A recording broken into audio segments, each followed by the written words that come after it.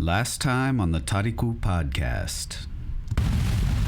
Sheets of river water stream off the thickly muscled back of a gigantic buffalo. Looming over the buildings of the town, its body carved from the night itself, a group of warriors arrive and launch spears and arrows at the beast.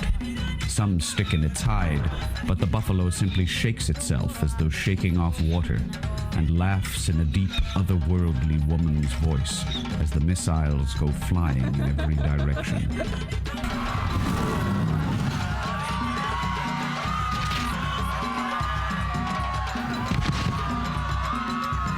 Yes, run for your lives, children of the Condes.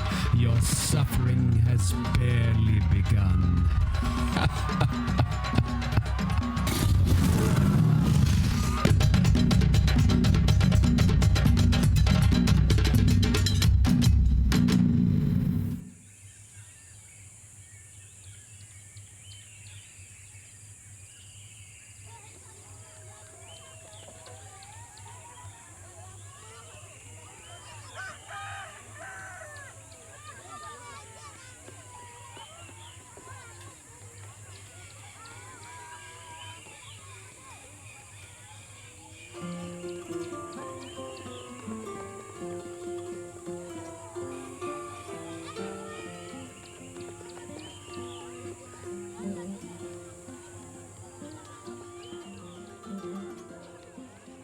Across the blinding brightness of the savannah lie the tightly clustered houses of the clan of Traore, blazing red gold in the midday sun, roofed with sheaves of woven thatch.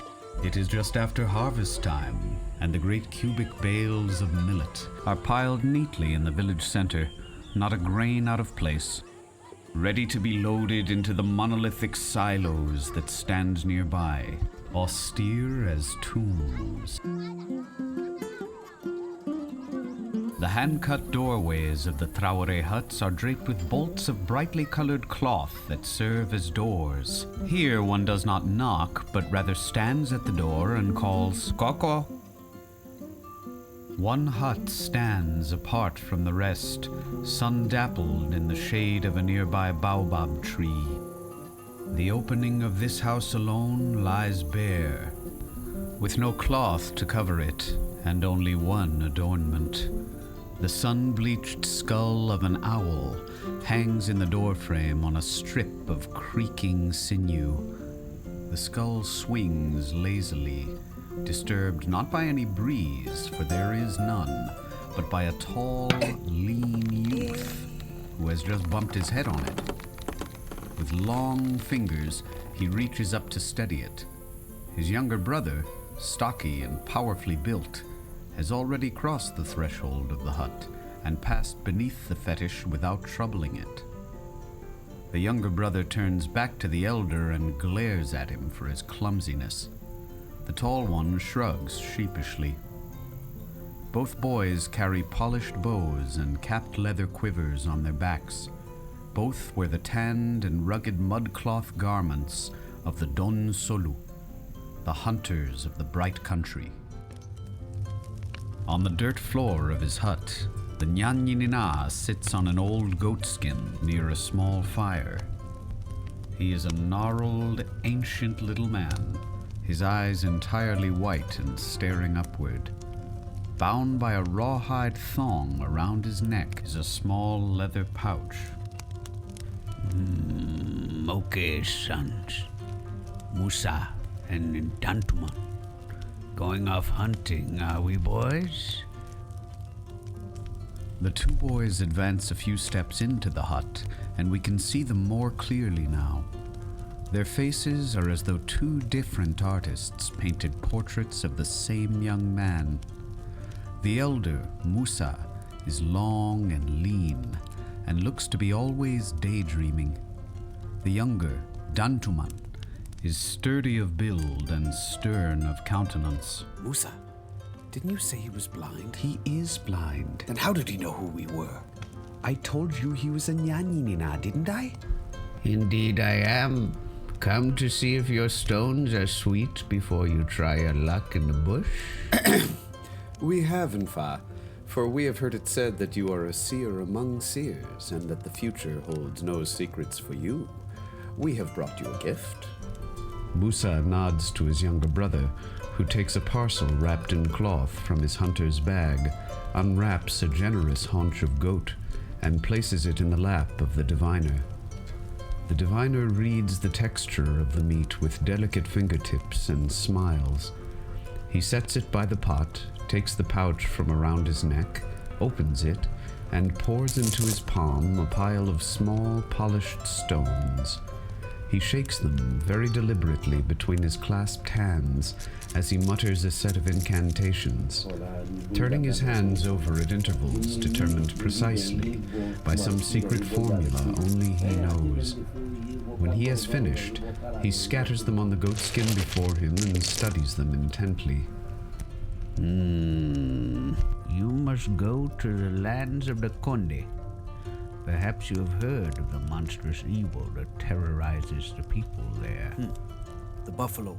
I have heard it that the Lord of the Condes is offered half his kingdom, a fortune in gold, and the choice of any maiden in his lands as the bride of whatever hunter manages to kill the beast. And I have heard it said that no weapon can harm the beast, and that it has already taken the lives of 107 hunters and wounded 77. Both right, my boys, both right. You will have the opportunity to slay this beast and claim your reward, but it will not be an easy road, and a sacrifice will be required. Whatever the sacrifice, we will make it. What kind of sacrifice exactly? It is not a goat. It is not a cow. It is not a chicken. Oh, no, actually, there's some chicken. You must sacrifice your pride. That pride and impetuousness which fuels the ambitions of all stupid young men. All those many who have fallen before the mountainous hooves of the buffalo. You must silence the pride of your youth.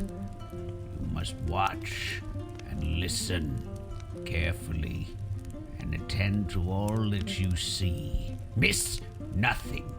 You must make yourselves humble before all those who cross your path, even those who would heap abuse upon you. Respect every custom, every politeness, every nicety with which your parents have raised you, even toward those who show you no respect at all. I see an old woman, alone in the world, angry and alone, shunned by all her people. Draw close to this one, for she holds the secret that will save your lives when you face those inexorable horns. Though she scorns you and hurls every insult at you to drive you away, you must answer insult with praise, abuse with kindness, scorn with generosity until you have earned her trust. Treat her the way you would treat your own blood, your own grandmother. Only then will the way that has been shut to all others open itself before you. We have heard you, Nfa. We have, and we will take your words with us to the lands of the Condes. We take our leave now, and may you enjoy in good health the meat we have given you. If fortune should smile upon us and our hunt is bountiful, we shall return and give you your portion to add to that. As the boys step out of the smoky gloom of the hut, back into the blinding sun, the voice of the Nyanyi follows them out. Beware the buffalo, sons of Trowdy. The one you hunt is no simple beast. By the time you begin to follow its track, know that it is already stalking yours.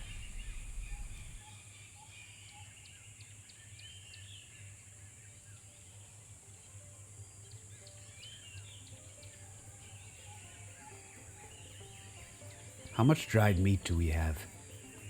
Perhaps a week's worth. Why? And my stores match that. Good. Enough for the journey. You're not seriously thinking of going, are you? Wait, what am I saying? Of course you are. You heard what the old man said.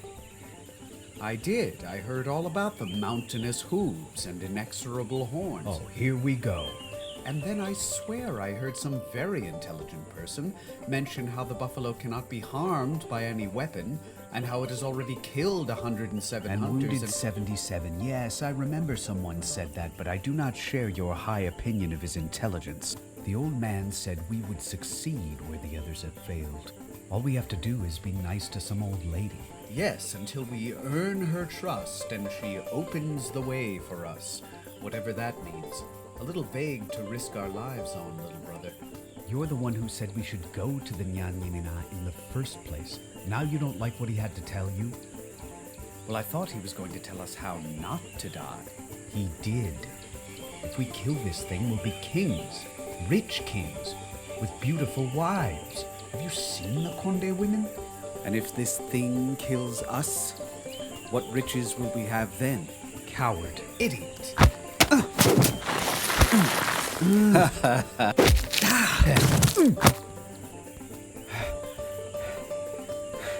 I'm going. You can come with me or not. No, I'm going. If I don't, who will tell our parents how bravely you died?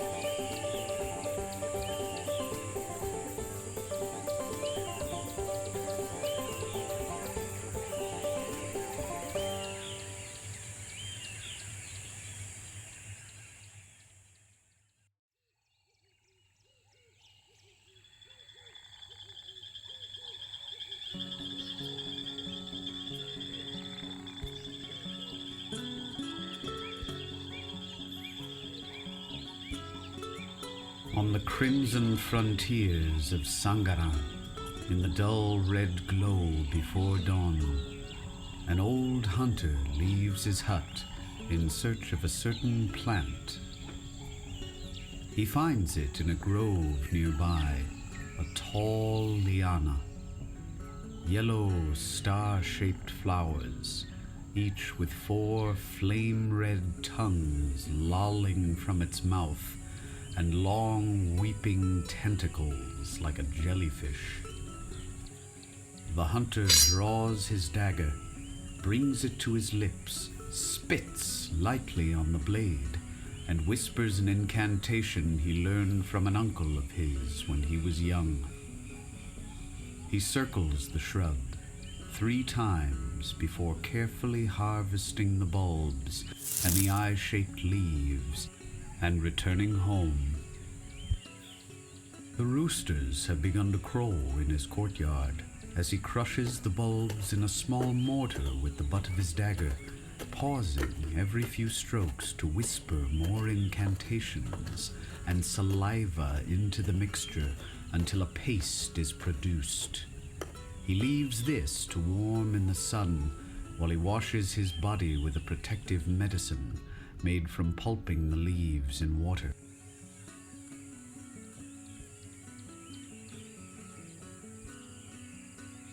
He enters the small shrine where his hunter's gear is kept, watched over by the monstrous wooden maws of his fetishes. From the peg beside his bow, he takes down his quiver, a slender cylinder of wood and horn, sheathed in black leather, embellished with bands of geometric patterns and long leather tassels in earth tones that stream down like hair, mimicking the tall grasses in which he will lie long hours in wait. As his compound slowly wakes around him, he spies his second wife, Kanyifin, drawing water from the well, the silken braids of muscle rippling in her slender arms as they draw up the rope. Ah! Muso! Namu! I did not raise my children that their mother should draw her own water. Where is Musokura? Hey, that girl loves sleep too much. Hehe. Have no doubt she is your daughter then. I will call at your hut before I set off for the wilds. If she does not wake then, she will know her father. Uh-huh. Tell the children to stay away from the yard. I prepare my arrows. They will hear that.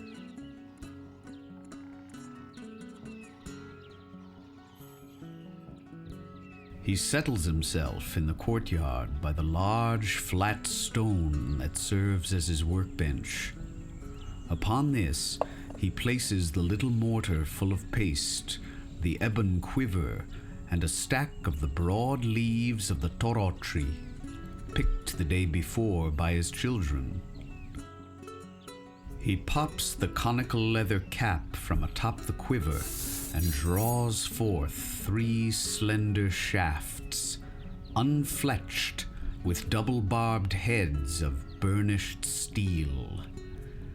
These he bought dearly from the sorcerer-smiths of Susu to the north, who forged them and imbued them with their lethal enchantments.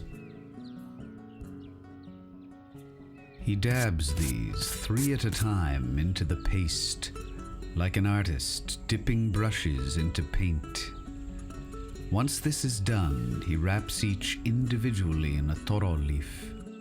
He does this until the quiver is empty, then reloads it with the freshly poisoned arrows.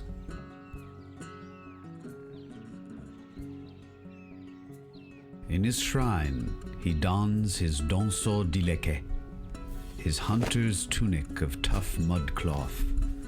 The many pockets and loops sewn into it are woven throughout with a panoply of medicines, fetishes, talismans, and amulets, stitched into oiled leather covers, each a different hue, each a ward against a different source of harm. This one against snakes, this one the hippopotamus, this one against the maledictions of jealous men. One can recognize the shapes of bones, horns, kauris, but there are other shapes entirely mysterious, and only the hunter knows from whence these came. All are tightly interlocked with one another, tucked securely into loops or pockets, or otherwise pressed close against the body of the hunter. This to prevent them from rattling and making noise while stalking prey, and also that their magic might soak deeply into his body. From a loop at the left lapel he hangs the simbon, the hunter's whistle. Over his shoulder he slings his bow and quiver. Between these he secretes his sasa, his hunter's bag. He secures about himself the rest of his gear and provisions. He calls at the huts of each of his wives to bestow terse benedictions upon them and his children. At the hut of the eldest, he leaves directions as to the general area where his remains might be recovered, and sets out in search of game.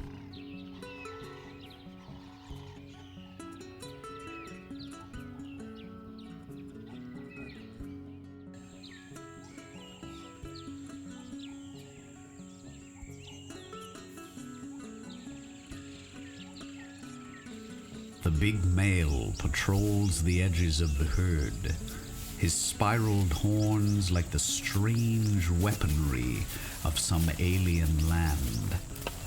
The hunter lies prone in the dry elephant grass, his back baking in the heat, the wado-wado buzzing at his eyes and ears. Through the brittle brown stalks, he can just barely make out the white blazes on the slender ankles of the minamba, the giant eland. This is how he marks its facing. He has managed to position himself between the Minamba and the rest of the herd, so that if his first shot should miss the heart, the buck should at least run away from the herd, avoiding a stampede until the poison takes him. For the better part of an hour now, the hunter has timed the Minamba's movements. When farthest from the herd, he seems to turn a slow circle before heading back toward it.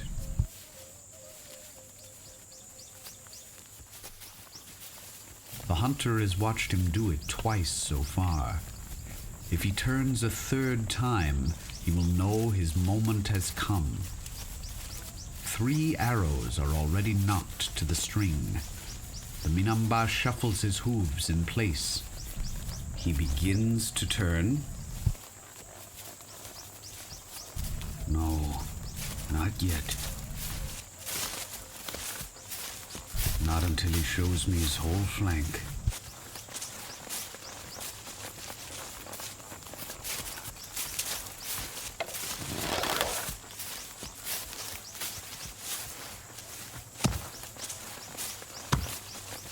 Now.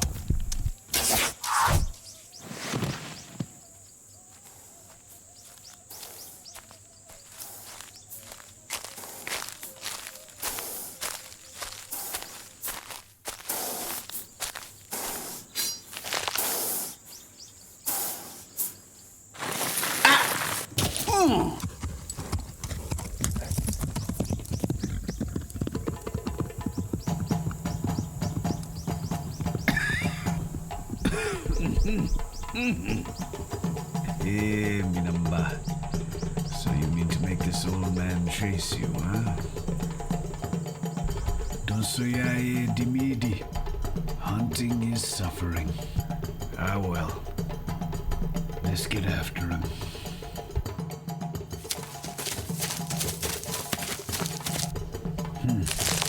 The trail is here, but no blood.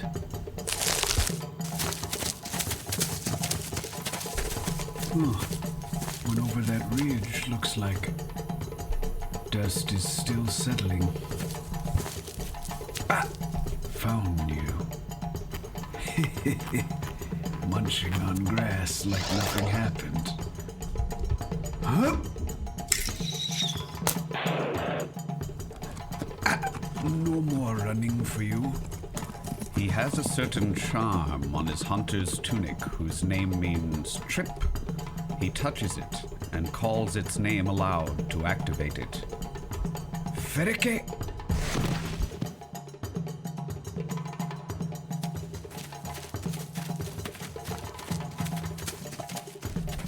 Better be sure this time. He waits until he stands directly over the buck and sees something in its onyx eye that makes him uneasy. He looses his arrow, finds it buried in empty red earth, and for a moment he cannot locate the buck. Then he hears it snort behind him. In his long years hunting, he has seen an animal smaller than this one carry a hunter screaming across the plain, wriggling on its horns like a worm on a hook. When he wheels to face it, he finds it simply standing there, calm and still, no lowering of the head to threaten a charge. The 4 barbs still protrude stiffly from its hide, but the Minamba seems to mind them not at all, nor to feel their poison. It is as though they had always been there, amid the rich tan fur, striped with its fine threads of white. The two stand face to face that way, regarding one another for a long time. The depths of the black eyes chill the hunter to the bone. He knows this feeling of looking into the eyes of an animal and seeing someone there staring back. Who are you?